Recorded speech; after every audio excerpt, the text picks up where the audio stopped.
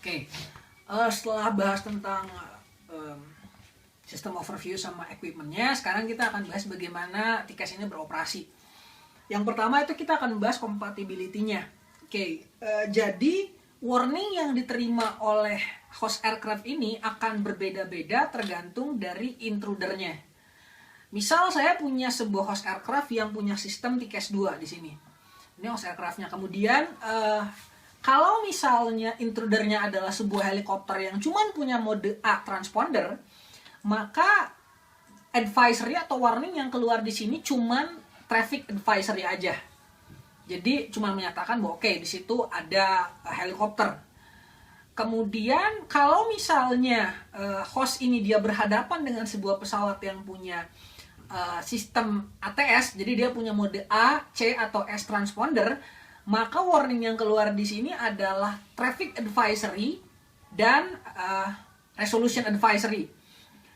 Kalau misalnya kemungkinan yang lain, kalau misalnya host aircraft yang punya sistem TCAS 2 ini dia berhadapan dengan sistem lain, dengan pesawat lain yang punya sistem TCAS 2, maka di sini akan keluar traffic advisory dan juga kalau misalnya pada kondisi tertentu juga bisa keluar resolution advisory dengan menggunakan vertical coordination seperti yang tadi udah dijelaskan di awal. Kalau vertical coordination atau panduan manuver vertikal itu cuman bisa ada kalau misalnya kedua pesawat sama-sama punya sistem TCAS 2. Oke, sekarang kita akan belajar tentang advisory warning. Jadi warning, jadi di display itu warning yang keluar tuh bakal kayak apa, icon yang keluar tuh bakal kayak apa. Oke, yang pertama itu pesawat sendiri atau on aircraft ini bentuknya kira-kira seperti ini. Jadi ada tanda plus begini, kemudian di bawahnya ada strip lagi. Ini untuk menandakan pesawat sendiri, warnanya putih atau biru ya. Kemudian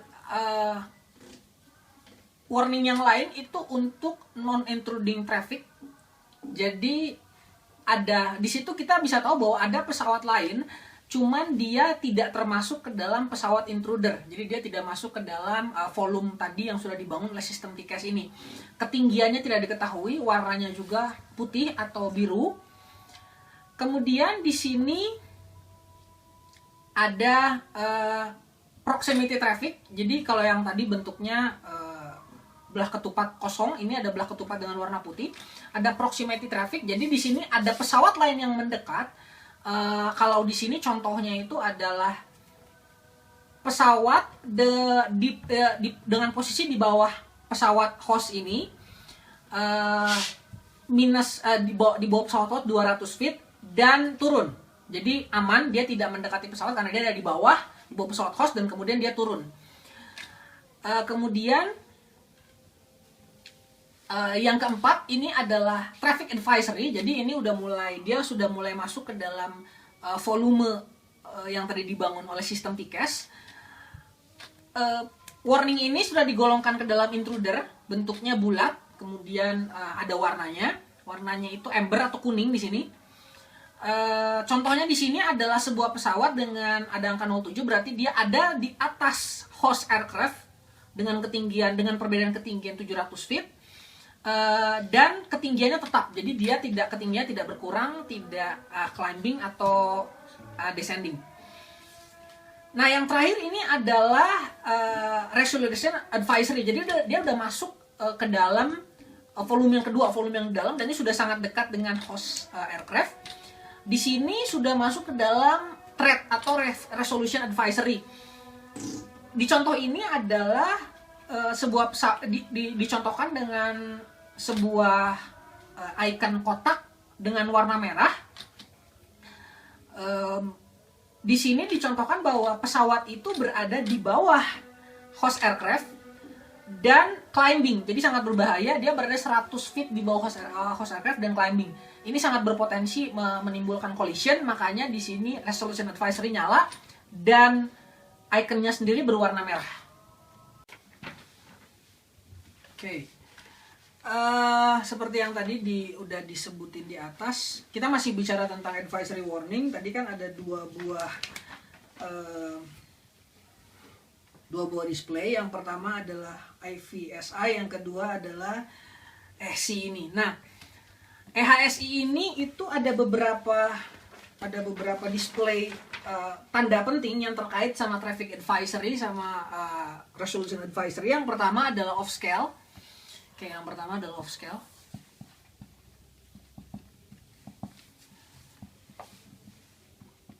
Oke, off scale ini menyatakan kalau misalnya ada sebuah pesawat intruder tapi dia di luar jangkauan display, entah dia misal displaynya segini tapi intrudernya ada di sini, itu kan di luar jangkauan display, makanya akan timbul warning off scale.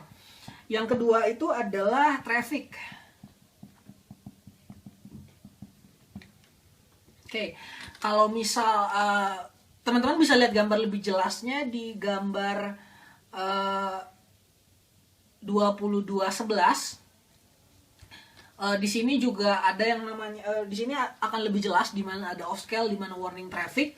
Nah, di warning traffic ini, indikator traffic ini itu berarti tiket sudah mendeteksi intruder yang ada dalam volume airspace, tapi yang volume luar tadi di tabung yang besar. Kemudian yang ketiga itu adalah no bearing.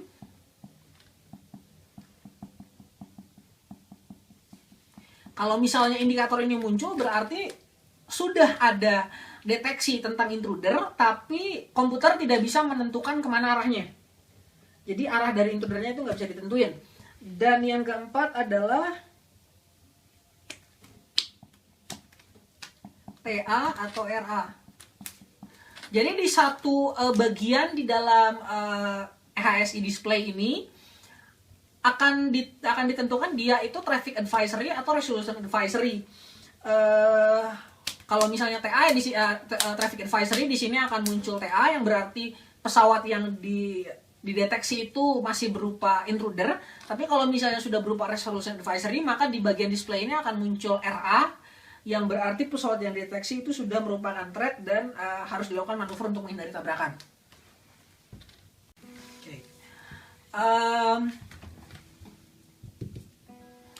Yang selanjutnya adalah TCAS guidance. Jadi si TCAS ini dia akan mengeluarkan guidance saat sudah berupa resolution advisory, dia akan mengeluarkan guidance baik secara heading, jadi di kemana pesawat harus mengarah, dan juga vertical guidance.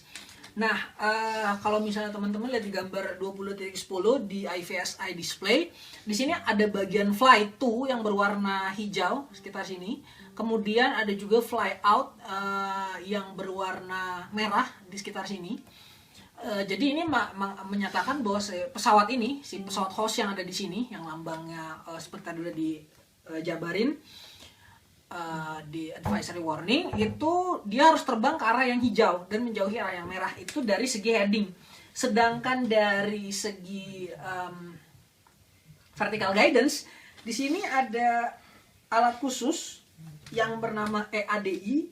EADI ini adalah singkatan dari Electronic Attitude Direction Indicator.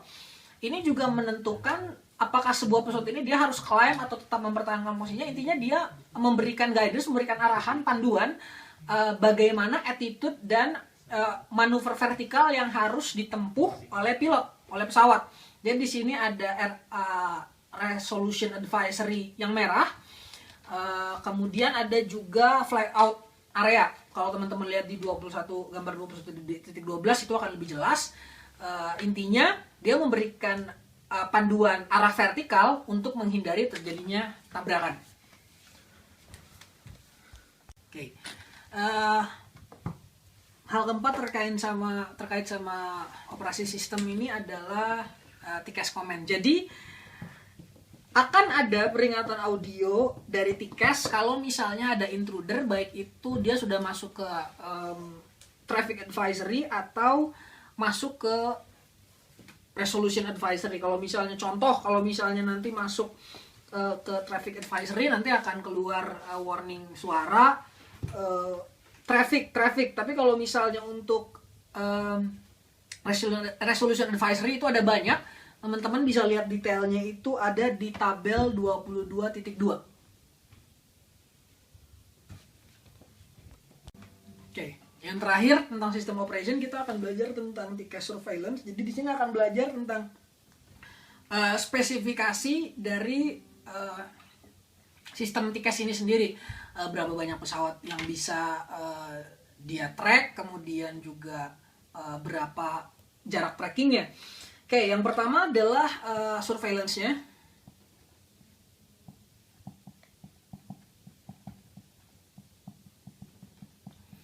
Oke, dia bisa melakukan surveillance hingga jarak 14 nautical mile.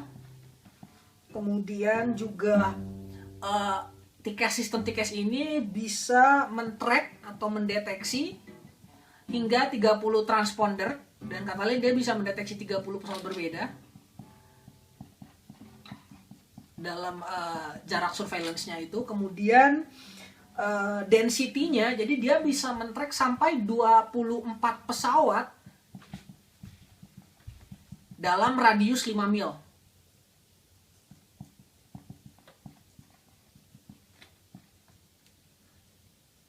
Kemudian sama dengan yang lain, dia mengirimkan frekuensi, dia sama dengan secondary surveillance radar yang lain, dia mengirimkan sinyal interogasi pada 1030 MHz dan sinyal reply diterima pada 1090 MHz. Tadi sudah dijelaskan juga.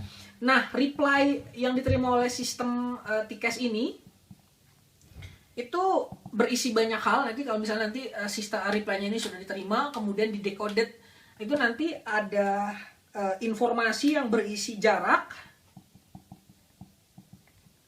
kemudian ada juga ketinggian,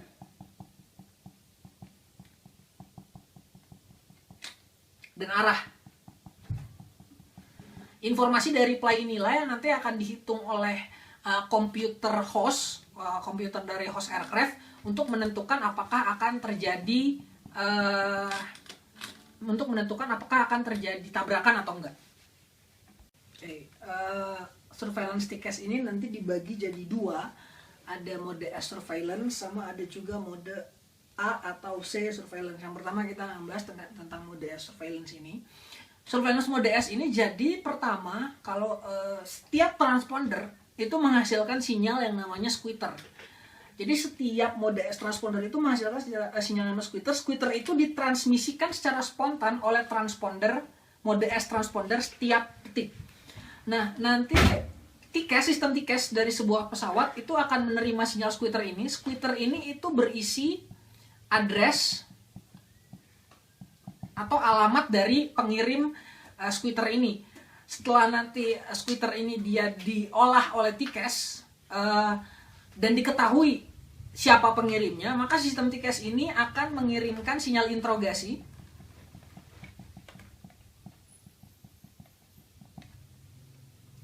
Nah, baru dari sinyal interogasi ini kembali lagi pesawat yang dideteksi ini atau di track ini, transponder ini, dia akan mengirimkan sinyal balasan kepada host aircraft yang menggunakan TICAS. Dari sinilah ya, informasi yang tadi berupa jarak, kemudian ketinggian itu bisa dipakai untuk komputer menghitung apakah akan terjadi tabrakan atau enggak. Oke. Setelah tadi kita bahas tentang mode S surveillance, sekarang kita akan bahas surveillance mode A dan mode A atau C. Oke, jadi seperti biasa sistem secondary surveillance radar ini, jadi pesawat host ngirim interogasi ke pesawat dengan transponder A atau C. Nah, transponder A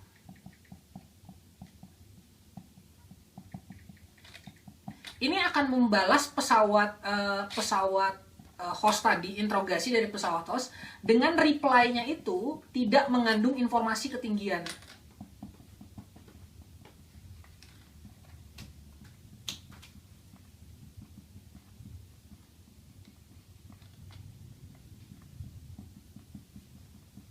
Memang kalau misalnya teman-teman baca di bab 21, mode A itu memang lebih banyak berbicara soal identifikasi kode penerbangan. Jadi lebih ke identifikasi penerbangannya.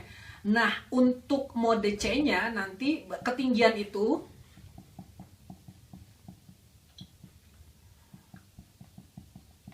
akan didapat dari transponder mode C.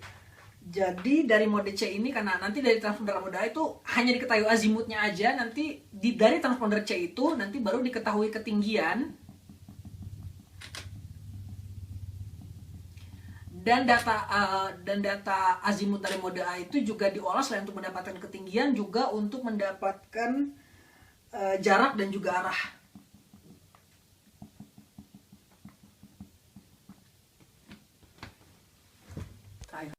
Oke, sekarang yang terakhir adalah kita akan bahas tentang masalah-masalah dari surveillance TCAS ini sendiri.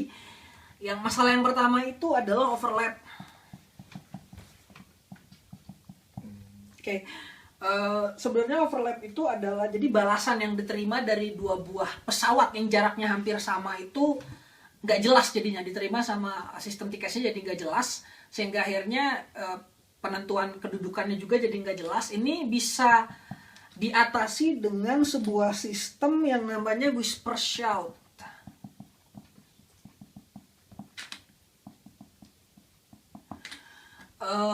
Untuk lebih lengkapnya teman-teman bisa baca sendiri di buku. Kemudian masalah nomor 2 ini adalah fruit. Memang ini juga sempat dijelasin di bab 21, di mana fruit ini berarti ada balasan-balasan yang nggak diinginkan dari pesawat-pesawat lain. Nah, beruntungnya jadi algoritma sistem TCAS ini sendiri sudah dengan otomatis akan menangani si fruit ini.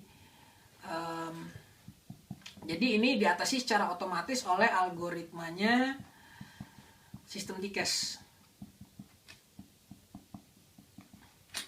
Oke, yang terakhir ini adalah multipath error.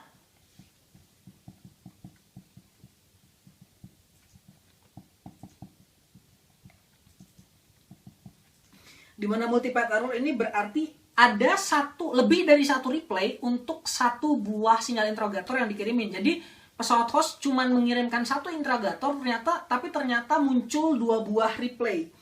Nah, reply-nya ini sendiri, jadi multipath error sendiri ini diatasi dengan DMTL, di mana DMTL ini merupakan algoritma khusus dari komputer TCAS itu sendiri. Oke, sekian penjelasan tentang TCAS. Mudah-mudahan bermanfaat buat kita semua. Saya dari Divisi Akademik KMPN ITB tahun kepengurusan 2016-2017 undur diri dan semangat kuisnya karena kemungkinan besar saya bakal lolos.